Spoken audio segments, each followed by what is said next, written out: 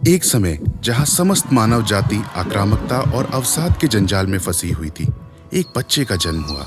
4 वर्ष की आयु में उस बालक ने भगवद गीता के श्लोकों का पाठ कर अपने शिक्षकों को चकित कर दिया। बाल्यकाल से ही वो गहरे ध्यान में पाए जाते थे। वो कहा करते थे, ये समस्त संसार मेरा परिवार है और लोग मेरी प्रतीक्षा कर रहे हैं। शिक्षा पूरी करने के बाद आध्यात्मिक एवं प्राचीन ज्ञान के पुनर्जागरण और विस्तार हेतु उन्होंने पूरे विश्व की यात्रा करना आरंभ किया।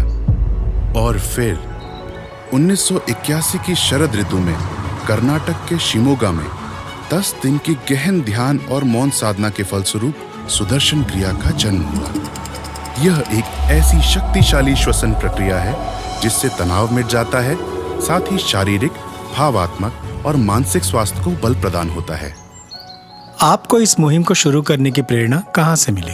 बचपन से मेरे मन अंदर एक ऐसा भाव उठता रहा कि सारी दुनिया मेरी अपनी है और मैं यहाँ कुछ करने के लिए आया, कुछ देने के लिए आया हूँ। इस ज्ञान को पूरी दुनिया तक पहुंचाने के लिए गुरुदेव ने विश्व भर की यात्रा आरंभ की और फिर आर्ट ऑफ लिविंग की स्थापना हुई। गुरुदेव की प्रेरणा से संस्था आज विश्व भर के 180 देशों में है, जहां 35,000 से अधिक शिक्षक सुदर्शन क्रिया के माध्यम से करोड़ों लोगों के जीवन को बेहतर बना रहे हैं। गुरुदेव ने 57 से अधिक अनूठे कार्यक्रमों की रचना की है, जो समाज के हर वर्ग के लिए उपलब्ध है। आई फील कि मेरी बॉडी 3 या 4 साल यंग हो गई। मैं तो खुद कर रहा हूँ, मेरे को काफ़ी फील हो रहा है, बट जो लोग नॉर्मल लोग हैं उन लोगों को भी करना चाहिए। उन लोगों की लाइफ में बहुत ज़्यादा टेंशन होती है और अपने लिए 20 मिनट या आधा घंटा निकालें तो आप काफ़ी खुश रह सकते हैं।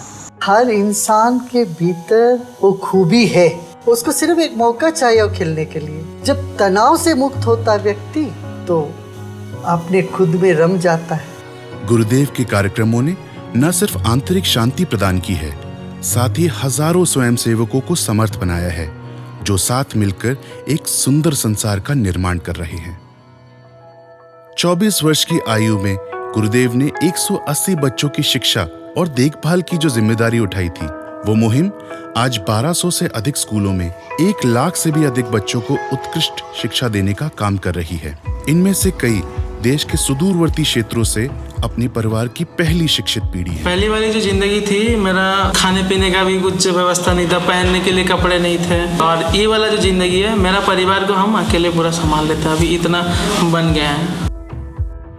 गुरुदेव ने ग्रामीण समुदाय के विकास के लिए ग्रामीण विकास कार्यक्रम की स्थापना की, जहां स्वयंसेवकों ने 1000 से अधिक आदर्श गांव बनाए हैं और सौर ऊर्जा के द्वारा 90,000 से भी अधिक घरों में रोशनी पहुंचाई है।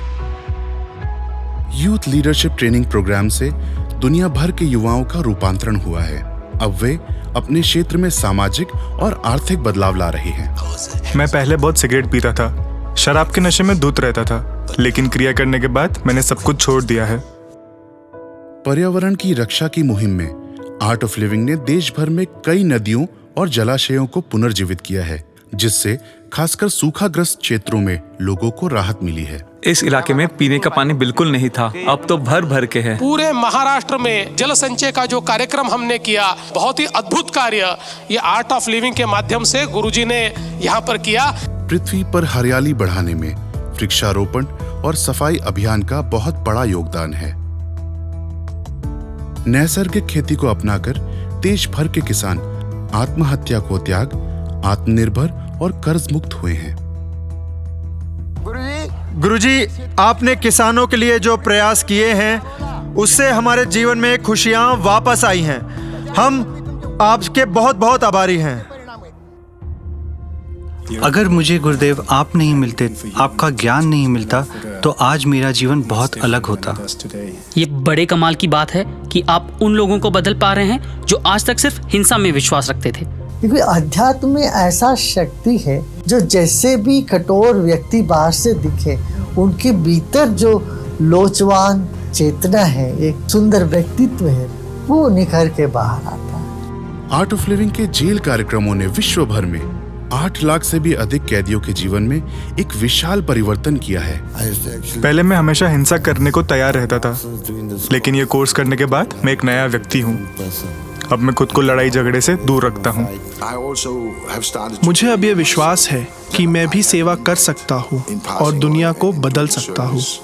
गुरुजी, आपके इस प्यार के लिए बहुत बहुत धन्यवाद। अमेरिका में येस फॉर स्कूल्स प्रोग्राम ने ऐसे युवा जो हिंसाग्रस्त क्षेत्रों से आते हैं उन्हें आपराधिक जीवन से बचाया है। मैंने अपने बहन, दादी, परदादा सबको खोया है। मुझे पता नहीं था मेरे दुख को कैसे कम करूं। जब से मैंने योग और ध्यान शिविर शुरू की है, मुझे अब तकलीफ नहीं होती है। अब मैं खुश रहने लगी हूँ। हमने इराक में 16 महीने गुजारे हैं। हमारी यूनिट सबसे लंबे समय तक रही। मैं घायल होकर लौटा था। मेरे पास ना परिवार था ना कोई दोस्त। मैं बिल्कुल अकेला पड़ गया था। जब आप युद्ध से वापस आते हो तो एक आम सिविलियन की जिंदगी शुरू करने में बड़ी तकलीफ होती है। प्रोजेक्ट वेलकम होम ट्रूप्स ने युद्ध से लौटे सैनिकों के अंदरूनी मानसिक घावों को भरने में मदद की है। इनमें से 94% सैनिकों ने पाया कि उनका तनाव और घबराहट कम हुई है और उनकी मानसिक शांति में बढ़ोतरी हुई है। सही मायने में कहूँ तो अब मैं रात को चैन से सो पाता हूँ। मुझे इसके लिए नींद की गोलियां नहीं लेनी पड़ती। इस कार्यक्रम में जो सबसे ज्यादा फायदा मुझे हुआ है वो ये है कि मैंने अपने आप को पा लिया है। जब आप देखते हैं कि उनकी आंखों में चमक वापस आ गई है और पहली बार उन्हें अपने आप में शांत देखते हैं, तब एक टीचर के लिए इससे बड़ा कोई पुरस्कार नहीं हो सकता। चाहे वो मानव निर्मित दुर्घटना हो या कोई प्राकृतिक आपदा, विश्व भर में फैली आर्ट ऑफ लिविंग संस्था के स्वयंसेवक राहत कार्यों में सबसे अग्रणी रहते हैं। शांति दूत के रूप में आपको पूरी दुनिया जानती है और जिस तरह का काम आपने किया है उससे लोग आपसे वास्ता भी रखते हैं। तो क्या वजह है कि जब ऐसा पॉलिटिकल क्राइसिस खड़ी होती है तो आपको बुलाया जाता है?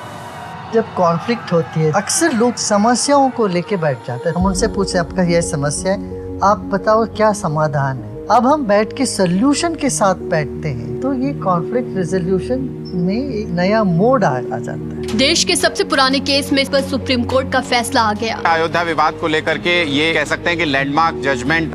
गुरुदेव ने दशकों के प्रयास से हर समुदाय से बातचीत करके 500 वर्षों से चले आ रहे राम मंदिर बाबरी मस्जिद विवाद को सुलझा दिया। उनकी मध्यस्थता से एक सौहार्दपूर्ण समझौता हुआ जिसका हिंदू और मुस्लिम दोनों पक्षों ने हृदय से स्वागत किया। सबकी उम्मीद उनके साथ है क्योंकि उनका व्यक्तित्व ऐसा है कि जो मतलब किसी का दिल ना दुखे, किसी को कोई तकलीफ ना हो। कि ये गुरुदेव किसी धर्म विशेष के नहीं है बल्कि वो एक शांति दूत। इनको लेकर के किसी के मन में कोई शंका नहीं। ये जो काम हुआ है ये बहुत लोगों के सैक्रिफाइस के ऊपर खड़ी है। इसका पूरा क्रेडिट भारत को मिलना है। ये कश्मीर में शांति, अमन, चैन को बहाल करने के लिए गुरुदेव सभी वर्गों को एक साथ लाए जिससे उनमें विश्वास जगा, शांति हुई और विकास के कई परियोजनाएं शुरू हुई। हमें हमेशा गोली और बंदूक चलाना सिखाया गया था, लेकिन गुरुदेव से मिलकर आर्ट ऑफ लिविंग का कोर्स करके हमें यह समझ आ गया कि हमने गलत रास्ता चुन लिया था। गुरुदेव के प्रयासों से उत्तर पूर्व भारत के हजारों अलगाववादियों ने अपने हथियार डाल दिए और अहिंसा का मार्ग अपनाया। गुरुदेव की वजह से मेरे जीवन में एक नया मोड़ आया है। मुझे ये बात समझ में आ गई है कि बंदूक के जोर पर आजादी नहीं मिल सकती। जब तक हम सब इकट्ठे नहीं होते प्रगति असंभव होता है। तो इसलिए एक बार नहीं लाखों बार हम कोशिश करने के लिए तैयार है। जब तक सिद्ध नहीं होता हम लगे रहेंगे। प्रेम और भाईचारा का एक संदेश देते रहना हमारा स्वभाव में है। इस साल 23 जून का दिन कोलंबिया के इतिहास में बड़ा महत्वपूर्ण होगा। गुरुदेव के प्रयासों से फार्क और कोलंबिया सरकार के बीच 52 वर्ष से चला आ रहा खूनी संघर्ष समाप्त हो गया। हमें आशा है कि हम कोलंबियन जल्द ही गांधी जी के अहिंसा के सिद्धांतों को अपना सकेंगे। हम गुरुदेव के साथ पूरी तरह सहमत हैं। 2003 से गुरुदेव ने कई शांति सम्मेलन और राहत शिविर इराक, जॉर्डन और लेबनान में आयोजित किए। जब से मैंने प्राणायाम करना शुरू किया है मैं बहुत खुश महसूस करती हूँ। ऐसे लगता है जैसे मैं हवा में उड़ रही हूँ। आर्ट ऑफ लिविंग ने सीरिया में 1000 से भी अधिक यजीदी महिलाओं का पुनर्वास किया जिन्हें आईसिस ने बर्बरता से कैद कर रखा था। आईसिस इन लड़कियों के साथ शारीरिक हिंसा करता था। मेरे साथ भी आईसिस के 2 लोगों ने शारीरिक हिंसा की। ये सब भूलना बहुत मुश्किल था। इस कोर्स से हमें बहुत फायदा मिला है। हम इस सदमे से बाहर आ पाए हैं। उनके मानवतावादी प्रयासों और शांति की पहल के कार्यों के सम्मान में पूरी दुनिया से गुरुदेव को कई प्रतिष्ठित सम्मान दिए गए हैं। कोलंबिया, मंगोलिया, पैराग्वे और सूरीनाम के सर्वश्रेष्ठ गैर सैनिक सम्मान के साथ साथ उन्हें भारत के अति महत्वपूर्ण पद्म विभूषण से भी सम्मानित किया गया है और उन्हें विश्व भर से अब तक 25 ऑनरेरी डॉक्टरेट की उपाधियां प्रदान की गई हैं।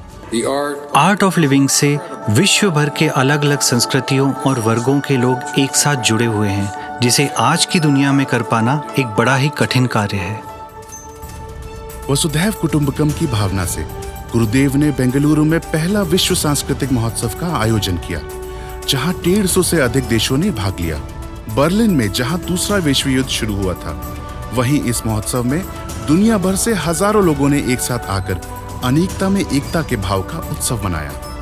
2016 में नई दिल्ली में 155 देशों से 37.5 लाख लोगों ने भाग लिया, जहां 36,602 कलाकारों ने 7 एकड़ से भी बड़े स्टेज पर, जो कि एक साथ 6 फुटबॉल स्टेडियमों के आकार से भी बड़ा था, वहां कई विस्मित करने वाली प्रस्तुतियां दी। 2023 में इस महोत्सव के चौथे संस्करण में 180 देशों से 11 लाख से भी अधिक लोगों ने वॉशिंगटन डीसी के नेशनल मॉल पर एक साथ विश्व सांस्कृतिक महोत्सव में भाग लिया। आर्ट ऑफ लिविंग के कई ऐतिहासिक कार्यक्रमों को गिनीज विश्व कीर्तिमान भी प्राप्त हुए हैं। गुरुदेव का संकल्प है संसार के हर व्यक्ति के चेहरे पर मुस्कान हो और एक तनाव मुक्त, हिंसा मुक्त समाज का निर्माण हो। आज एक बेहतरीन मौका है जिसे हमारे प्यारे गुरु मोहब्बत के मसीहा ने हमें नवाजा है। अगर आपके पास एक वैज्ञानिक सोच और गुरुदेव श्री श्री रविशंकर जी की आध्यात्मिक शक्ति हो तो एक सुंदर विश्व का निर्माण कर सकते हैं। संसार में यदि कोई ऐसा देश है जिसे आपका सबसे अधिक आभार प्रकट करना चाहिए तो वो मेरा देश है। जीवन जीने की कला एक सिद्धांत है, दिलों को दिमागों को जोड़ने की एक अनूठी कला है। इस आध्यात्म की लहर को हम औरों तक फैलाते जाएंगे